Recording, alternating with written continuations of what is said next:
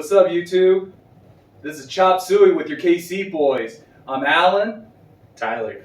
And we are going to talk to you about sports, and we got food to go along with it.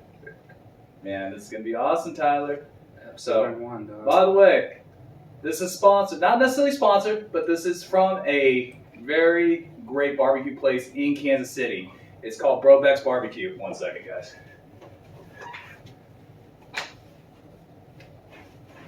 Brobecks. Okay, over in Overland Park. Shout out to Ryan Wright. Shout out to all the crew over there at Brobecks. Thank you so much for cooking up this delicious meal. To my boy, Chef Evan, this is going to be delicious. And by the way, they're special on Thursdays. Red beans and rice. You got to go check it out. And like that ham salad. He's absolutely right. The ham salad is like crack. You'll absolutely love it and go back for more.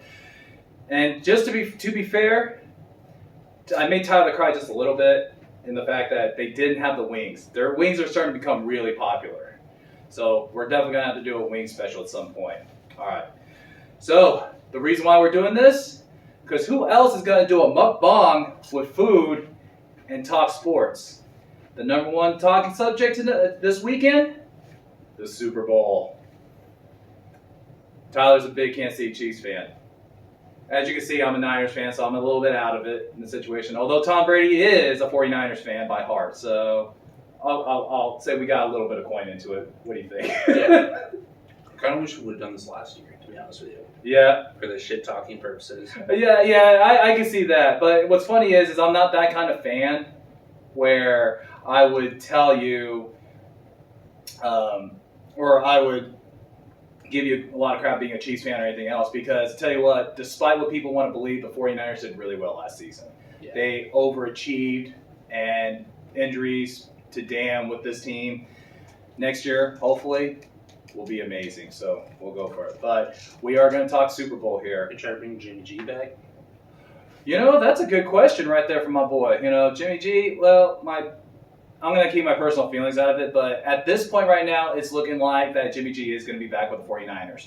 So, especially after the whole thing with the Matthew Stafford trade to the Rams, and now everything that's happening with Deshaun Watson, everything that's happening with possibly the Kirk Cousins rumors and everything else. And by the way, for all you loyal Chiefs fans out there in Chiefs Kingdom, all the rumors are going to start for you guys this upcoming season. Just wait, because when you're Super Bowl contenders every year and every year, there's always going to be some type of drama in the offseason that's going to hit. Yeah, so. But they've already handled that so well. I mean, you can argue the dynasty's already started like 5 years ago when Andy Reid. 4 straight AFC West championships? Now they're just capping it off at the end by getting there. Fair enough. But Andy Reid's got control of his locker room. He always has. Mm-hmm. Yeah, he's got good points there and everything else. So, yeah. So, you know, it's funny because Patrick Mahomes is, of course, the king. It's the greatest legacy Super Bowl ever. Yep. The kid versus the GOAT. I don't know. I'm still kind of having a problem calling Tom Brady the GOAT just because, again, Joe Montana is the greatest. But, I mean, that's just, again, I'm a little biased. But there's, the way you look at it is obviously achievement with Brady. Yes. But I'm a big eye person. Mm-hmm. And my whole life watching him, my eyes have never told me that he's the best player ever. Never. Never. There's going to be some New England fans in there. There might be some damn big fans in there that might. That's fine. His playoff numbers don't say anything either. If you look at his numbers in conference championship games, they're extremely pedestrian. How many of you guys are going to find out when you watch all these sports talk radio shows and all that we're going to be this honest? I mean, come on, guys. We're going to be this honest. And by the way, the ribs. Oh, shoot. Not bad. I'm that excited about the ribs. Look at this.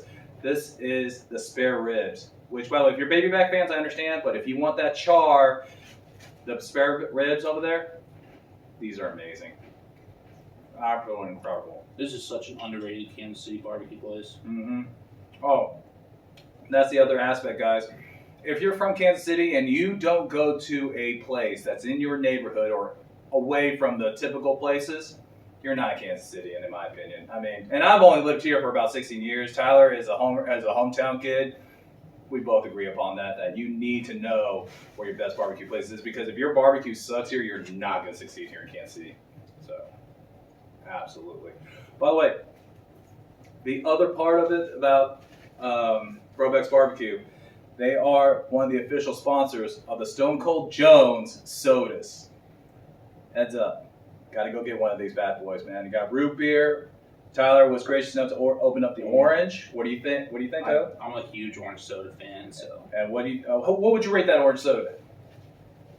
I mean, orange soda is orange soda. Okay. Like, So nothing too impressive, but he likes it. So. Yeah, it's good. And of course, we have a black cherry one over there on the other side too that we'll definitely open up. So yeah. So what you think, Tyler, about the barbecue? It's Brobecks, man. Mm-hmm. The red beans and rice are spot on. I'm a huge red beans and rice fan. Underrated side. This is the first time that Tyler's ever had their red beans and rice. So that tells you right there, guys. Come on. So yeah. Speaking of this dude's probably going to be the determining factor in the game on Sunday. And I'm going to put this out there because we talked about last season's Super Bowl. Chris Jones, in my opinion, should have been the Super Bowl MVP. I love Patrick Mahomes, guys. Don't get me wrong, and I'm going to say it out loud. I love Patrick Mahomes, and he's going to be the greatest. He's going to be the standard for quarterbacks from here on out. And we can make the argument that he'll be the GOAT down the future as long as everything works out for him. But let's face about that. So, if he doesn't get to 6 or 7 or whatever number Brady ends at, is there still a path for him to be the GOAT? Because I love this argument. Okay. Let's say he gets to 3 or 4, and he's the greatest statistical quarterback ever. Mm-hmm. I mean, how much more value are you going to put on 3 Super Bowls in a team game? You know, and it's one of those things where that's going to be a subjective argument till the end of time, because people that are Brady fans are going to turn around and say, well, Patrick Mahomes didn't get to 8 Super Bowls, 9 Super Bowls, 10 Super Bowls. Okay, but let's face facts though. How many quarterbacks have made it beyond 1 Super Bowl? And then after that, how many made it to 2 and 1 and 3 and 1? There's a small hand. That's where your elite levels come from when it comes to the Super Bowl argument. Statistically speaking, without a doubt, as long as Brett, now that's going to be the one case for the offseason where Brett Veach is going to have to make his money, is getting continuously filtering in skill position players that makes Patrick Mahomes increase his numbers year in, year out. But I'm going to give you one thing, though, Tyler, just to show you from this season. In my opinion, just strictly my opinion, Patrick Mahomes doesn't care about his numbers anymore. No, he doesn't. He wants to 100% win. The only stat that matters to him is the wins. That's it. Absolutely. And I love a guy that absolutely cares about wins. He doesn't care if he has 175 yards, throws 3 interceptions. As long as the team gets that win, he is happy, without a doubt. So, because I thought that this season that Mahomes' statistics were going to take a step back simply because they need to establish the running game more so. I mean, when your first round pick is the top running back, whichever top running back you wanted from this past year's draft, that goes to show you the importance of the running game. And if you don't believe me, go ask the Pittsburgh Steelers how important a running game is right now. Because where are they sitting at? They're at home. You know, I really don't agree with the whole idea of how important a running game is. Really? The whole game is designed for passing. Okay. You have such an advantage throwing the ball, why run it? Okay, fair point. But I think it goes back to what the philosophy of the West Coast offense comes from, which is in the first 3 quarters, you go 100% balls to the walls, get as many points on the board as possible. Once you get a comfortable lead, you run the ball. You have to run and establish the ball for possession purposes. Now, do you need the top end running back, like someone like another Emmitt Smith down in this line, or even someone like, or a give me some right now, boy. My mind is blanking right now, guys, because this food is amazing. What did you say? I said Emmitt Smith, those workhorse running backs back in the day, like Barry Sanders. Those guys were top running backs that came out of the first round. Yeah, Eric Dickerson. All those guys were workhorses that you ran the ball, let the defense win, and points. nowadays you just need a sturdy. You need either a stable running backs timely running game. Timely running game. Okay. And it's like it looks so different because it's still power football, but seeing it out of the gun, like off tackle out of the gun, it doesn't look the same, you know. Telling y'all this ham salad, you'll fall in love with this place just for the ham salad alone. I know. So just heads up. What were you saying about the West Coast offense Mm-hmm. and blitzing people out the gates and that type of thing? Yep.